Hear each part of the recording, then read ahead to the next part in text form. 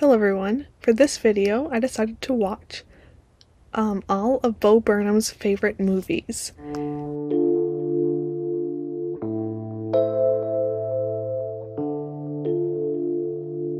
So I specifically picked an interview where he talked about his favorite movies, but the problem is it's from, I think, 2018, so these could definitely have changed. It seems like every interview he does where he talks about this, they do change, so I'm not pretending that these are still his favorite movies, but this is the most recent interview I could find where he talked about them, so I decided to watch those ones.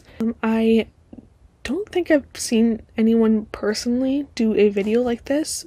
I did draw some inspiration from Jack Edwards and Uncarly's videos about reading celebrities' favorite books, so I thought it'd be interesting to do the same thing, but for movies, for someone whose work I really love. So, the first one I watched was Raw.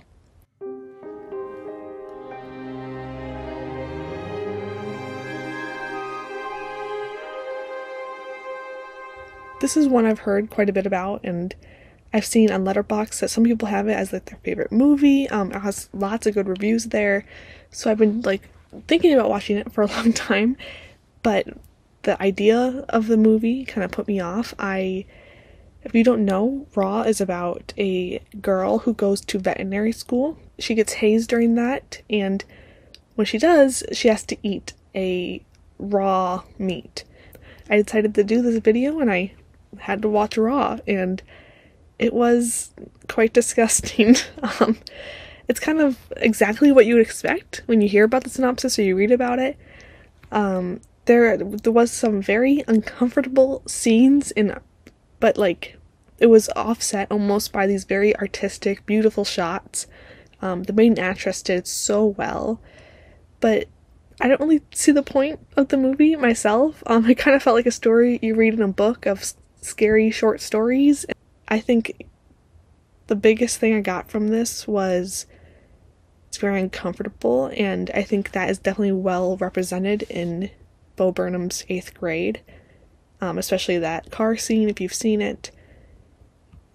I think that was probably, that's actually a big theme of all the movies he likes. That's very uncomfortable movies. Next, I watched Fat Girl.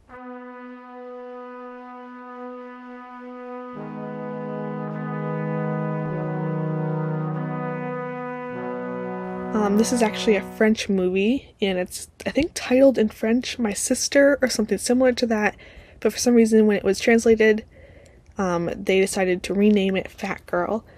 Bo definitely took parts of this movie and was inspired by it, because the green swimsuit that the main character wears in some scenes is actually used in 8th grade. I don't really know how to describe this movie. It's definitely a movie you would have to watch, and I don't really want to describe it because there's lots of trigger warnings that would go along with just the description of what's going on in this movie. So if you're interested, I mean, we'd look it up and see if this would be something you want to watch. But it was very weird, very uncomfortable to watch, even before the ending. But with the exception of the last 7 minutes, the movie was pretty slow. But it wasn't actually that boring. None of the shots really stuck in my mind, but there was an overall feeling that you were like voyeur, you were peeping into these girls' lives, and the camera that was between me and them just disappeared. So the camera work was really well done in that way, which I do think is reflective in 8th grade as well in some parts. The whole movie was pretty similar until the last 7 minutes, where it just goes insane, and I'm not gonna say anything, but it gets really goes off the rails. I didn't like that choice, though I think I understand why the filmmakers did it. It just kind of overpowers the rest of the movie, so you kind of just forget what happens because the last 7 minutes are just now in your mind forever. But yeah, I think there's definitely a running theme of he likes very uncomfortable, disturbing movies. Next one I watched was One Flew Over the Cuckoo's Nest.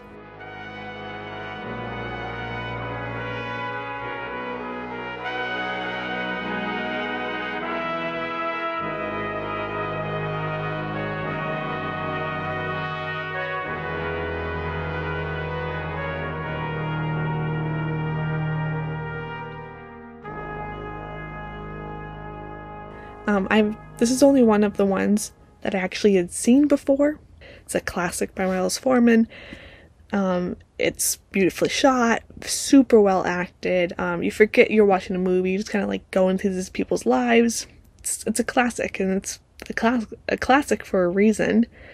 It does have some disturbing parts, not nearly as disturbing as the rest of these movies so far. It doesn't really have a happy ending, but so far none of these movies have a really happy ending. Yeah, but really, what can I say? It's One Flew Over the Cuckoo's Nest. It's classic. It's great. Love it. Okay, next one I watched was George Washington.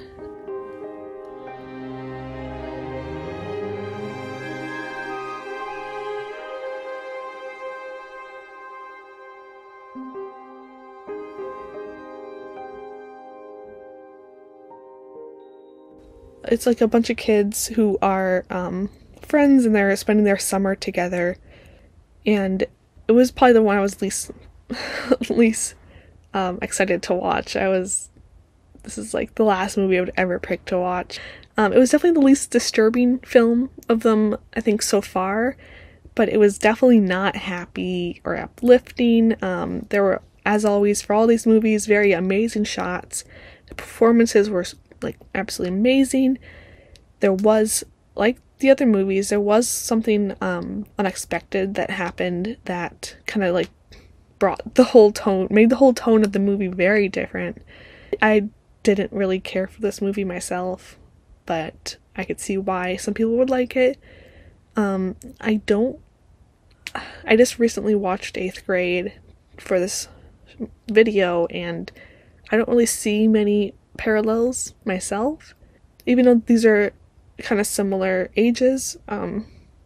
It's definitely very different because Burnham is really focusing on like social media and like this current era of what it would be like to be an 8th grader or a teen, and this movie was not focusing on social media, anything like that. It was made in 2000, so it was definitely a movie for people back then. So maybe he took this idea and refreshed it if he was inspired at all by this movie.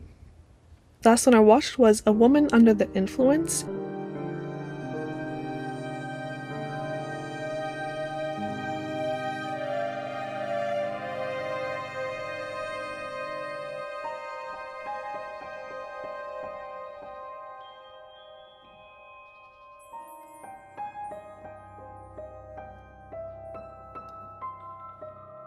It was my favorite one other than One Flew Over the Cuckoo's Nest. It was shot super well. The performances were very good. I think most people who watch this movie love the performances. They're so well done. The story itself was really well written and very realistic. It's one of those movies where it's like just kind of like you're getting a peep into what could have been a real story, and because of that, by the end you get like a million different potential takeaways, because it wasn't designed for a specific takeaway. It was like, it's a real story of someone learning something, and you get a lot of takeaways from that. Of all the movies, this is probably the least disturbing of them to watch, but it did have some parts that were difficult to sit through. This one is about a woman who is raising a family with her husband, but the husband is very kind of focused on his job and his friends. But the husband's very in his own world. He comes home and he wants, dinner to be done. It's kind of like that dynamic of a family. And then for the main character, the woman, she starts to have kind of a break from reality. She has some like mental issues. So he decides that he has to put her into a mental hospital, and then he has to kind of care for the kids, take over her role for like 6 months. And then the rest of the story kind of continues after that. It's definitely, I think, worth watching if you're interested at all in that kind of movie.